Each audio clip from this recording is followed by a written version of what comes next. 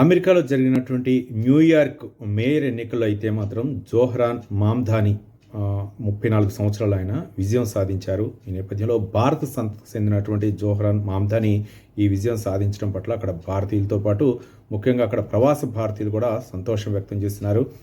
మరోపక్క ఇది ట్రంప్కి అయితే మాత్రం ఒక పెద్ద ఎదురుదెబ్బగానే మనం భావించాలి. గత రెండోసారి ఆయన పదవి బాధ్యతలు స్వీకరించిన తర్వాత అమెరికా అధ్యక్షుడిగా చేసిన తర్వాత రకరకాల అంశాలపై ఆయన తెరపైకి తీసుకురావడం జరిగింది.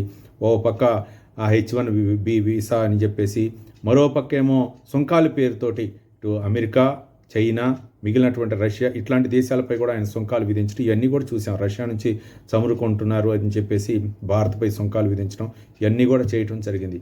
అంటే ఒక పిచ్చేడు చేతిలో రాయిలాగానే ఉంది. అయితే ఈ నేపథ్యంలో అక్కడ అంటే అమెరికా పౌరులు కూడా బయటికి రావడం జరుగుతుంది ఆయన చేస్తున్నటువంటి విధానాల పట్ల. ఏది ఏమైనా సరే జోహ్రాన్ మామ్దాని విజయం అయితే మాత్రం అక్కడ ఉన్నటువంటి ప్రవాస భారతీయులు అవ్వచ్చు, ఇతర దేశస్తులు అవ్వచ్చు, వాళ్ళందరూ కూడా సంతోషం అనిపించింది.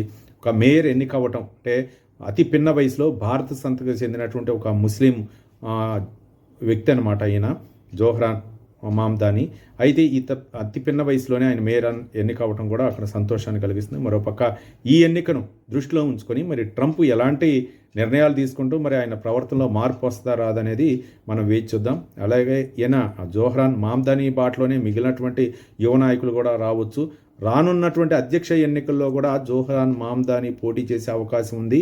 మరోపక్క ట్రంప్కి ఈయనే ప్రత్యర్థి అనే విధంగా కూడా రానున్న రోజుల్లో అయితే మాత్రం ఉండే అవకాశాలు ఉన్నాయని చెప్పేసి ఇక్కడ రాజకీయ విశ్లేషకులు అయితే చెప్తున్నారు.